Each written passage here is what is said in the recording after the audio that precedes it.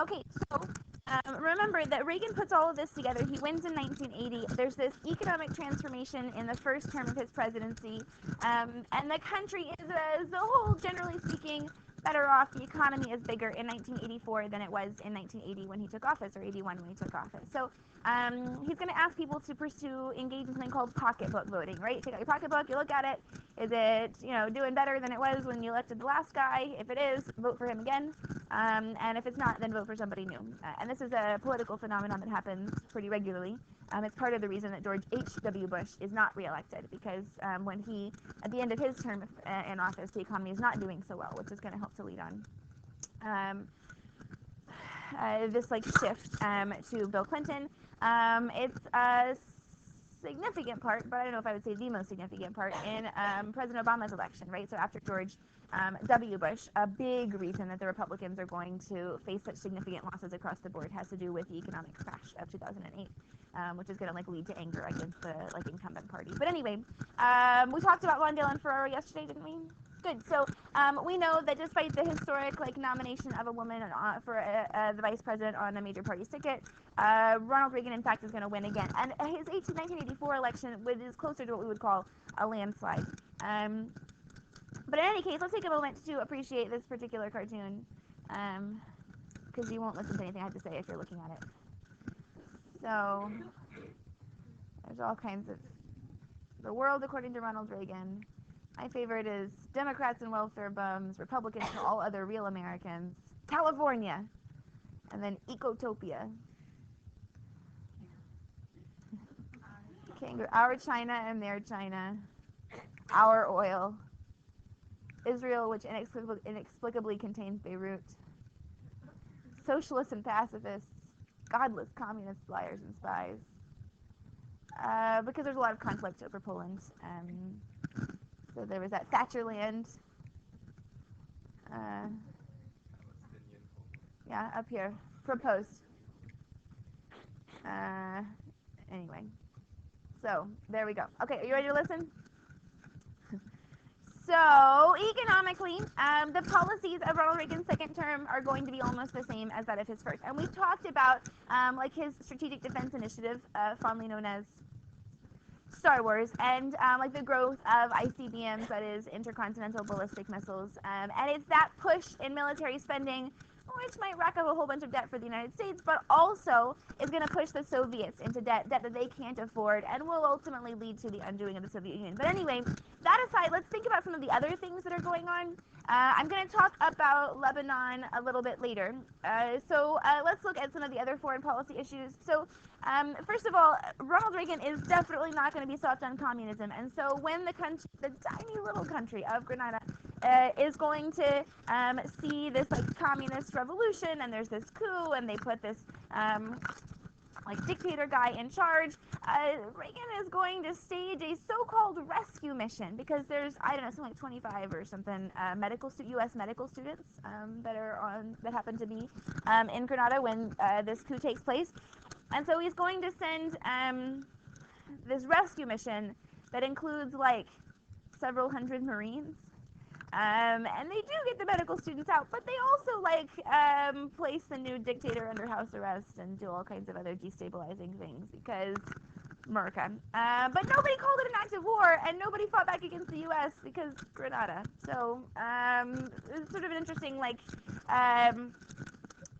blemish, I think, on the notion that since the good neighbor policy and JFK's really fairly warm embrace of Latin America and trying to move away from this interventionist mindset we'd been in up to that point, the Alliance for Progress and all that, Ronald Reagan kind of shows we're going to do what we want, and there's not a lot of ramifications for that. Speaking of, the Iran-Contra affair is sort of an interesting one. You guys remember Iran, right? How they took a whole bunch of hostages, were burning American flags, death to America. You guys remember all of that? You haven't forgotten? Great. Okay, I would like to tell you about the world's most brilliant plan ever. Well, we have to back up a little bit. First, we've got to go to Nicaragua. And in Nicaragua, there is this group of, let's face it, they're communists, called the Sandinistas. And the Sandinistas, they staged this rebellion, they took over the government of Nicaragua, like whatever, they're in charge.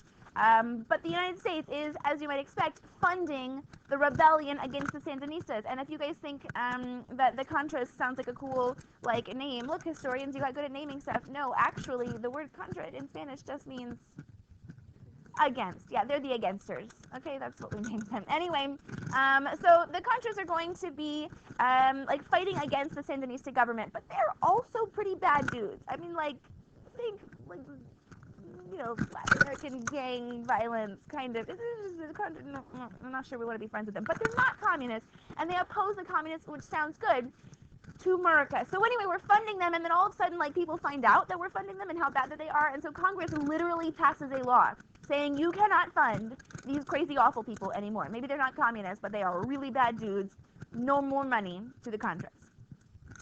And that's when somebody brilliant gets this excellent idea. Okay. Since Congress told us we can't fund the Contras, but we definitely want to fund the Contras, we've got to find out a way to get money that Congress won't know about. Who would they never suspect that we would ever sell anything to? How about Iran? How about we sell some of our very best, like, top weapons technology, missiles and armaments to the Iranians? Secretly, of course, and nobody would ever suspect, because who would do something like that? We'll sell them some weapons, and then with that illegal money nobody knows about, I think it sounds like an amazing plan. Nothing could ever go wrong, y'all. So we do this, eventually people find out about it, turns into this huge scandal, there's like Senate hearings about the whole thing. Oliver North, who is like a military leader on Ronald Reagan's staff, is going to eventually get like kicked out of office and indicted and all kinds of stuff, but Ronald Reagan, the Teflon president, gets like no problems. Nobody, it just sort of rolls right off his back, which is sort of incredible given the like depths of ridiculousness of the plan that he proposed. In any case, Reagan will ultimately meet with Gorbachev, and in fact, Reagan and Gorbachev have a pretty good relationship, considering the fact that Reagan is like, you know, talking about how we're going to increase our armaments. But in meeting, so first of all, Gorbachev comes to New York City and visits America. And personally, he shakes people's hands, which is kind of amazing because the American people are like, wait a minute, this Russian guy, he's a real person, and he's like not a horrible person. Then Reagan will visit Moscow, and that's a big deal. So like, although Reagan is like increasing our military strength, he is attempting to use his diplomatic means to an end. Reagan and Gorbachev will meet together. They have this series of summits where they're trying to negotiate some sort of solution to the tensions in Eastern Europe, for example. Not a whole lot comes out of them, but the U.S. does remain this like open relationship. So I think it's important that although we might, or some might be critical of Ronald Reagan's like emphasis on military strength, like in the face of like the previous decade in which we had like seen a cooling off of tensions, right? He's moving away from détente, which seems a little bit, well, in fact, the old APUSH curriculum framework called him bellicose, which was a bit controversial actually, which is why it's no longer in there. So there is a little bit of, I guess, criticism to be made there. But on the other hand, to be fair, Reagan also is very open diplomatically and forms a good working relationship with the Soviet head of state, which enables us to sort of balance out those tensions. And we don't really see an increase in like the danger level of the Cold War under Ronald Reagan. And in fact, as we know, the Cold War is coming to an end under his presidency, although it doesn't officially end until just after he leaves office. One sort of point of contention is, of course, going to be Afghanistan, which we're going to get into a little bit more in a little while. But the Soviets, when they choose to invade Afghanistan, the U.S. Decides that our best course of action is to oppose that. Not directly, because we knew how it went in Vietnam. This notion of like us getting involved in somebody else's war got kind of complicated, but indirectly by funding a group of rebels known as the Mujahideen, who are going to be like fighting against the Soviets, this guerrilla-style warfare. And so we funded them. We gave them access to all kinds of weapons, surface-to-air missiles, all this kind of business. It was successful. After 8 long years of really bloody, like, trying to hold on, the Russians abandoned Afghanistan. It does, of course, we do have to boycott the 1980 Moscow Olympics as part of the whole deal. But anyway, the Russians will eventually lead, but unfortunately the Mujahideen also turned out to be, like, the precursors of Al-Qaeda and the Taliban. So there's that. Which is part of why fighting against Al-Qaeda and the Taliban was so difficult in the early part of the 21st century, because they had all kinds of really awesome weapons that we...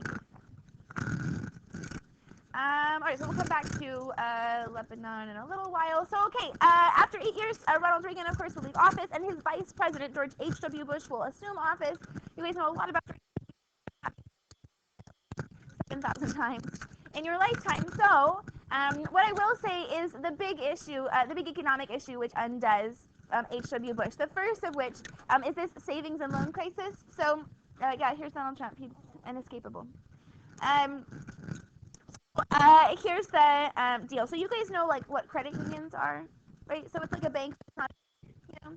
Okay, well in the 1980s there was this thing there were these things called savings and loans, which were kind of like banks effectively, but not actually a bank. And since they weren't actually a bank, they didn't have to follow the same kinds of banking regulations. There was no FDIC for the savings and loans, for example. And I'm sure you can imagine how well that went, right? So the 1980s was a really heady time for investors. The stock market is going to take off in a new way. In the 1980s, we see lots of like corporate mergers and corporate raiders, and like making money from not producing anything, but simply like reorganizing the structure of businesses. This kind of like investors economy. Anyway, so the savings loans are going to thrive for a while in this bubble, and then it turns out that they don't actually have all of the capital that they need, and so we end up with a whole like widespread savings and loan failures, which are not quite as devastating as like widespread bank failures, because not as many people are involved in savings and loans, but it's going to really hurt the economy. This problem is brewing under Reagan's presidency, but doesn't really erupt until George H.W. Bush takes office. So he can be like, thanks, Reagan, you know? Sort of like Van Buren and Jackson, right? You know, Jackson sort of like leaves this economic crisis for Van Buren to deal with. But anyway, so H.W. Bush is trying to find a way to get it to work around this. The like Reaganomic system doesn't appear to be enough to help salvage the crashing economy. And so, although on the campaign trail, George H.W. Bush made this really famous speech. He says, "Read my lips, no new taxes." And then it turns out that if we don't want to run the country into an even larger deficit, that really the only way to continue to move the government forward is to raise taxes in the wake of this like economic challenge. And so he does raise taxes, which is really politically unpopular, but frankly is one of the reasons that I like George H.W. Bush. I don't like all of his politics by any stretch of the imagination, but my favorite presidents are the ones who do things that are good for the country, even if they're not particularly good for them or their party politically. And he definitely does that, but he's going to pay for it. So he will be unelectable in 1992, and so we'll then see the election of Bill Clinton, which is another story for another day. So, okay, let me get my Middle East stuff ready.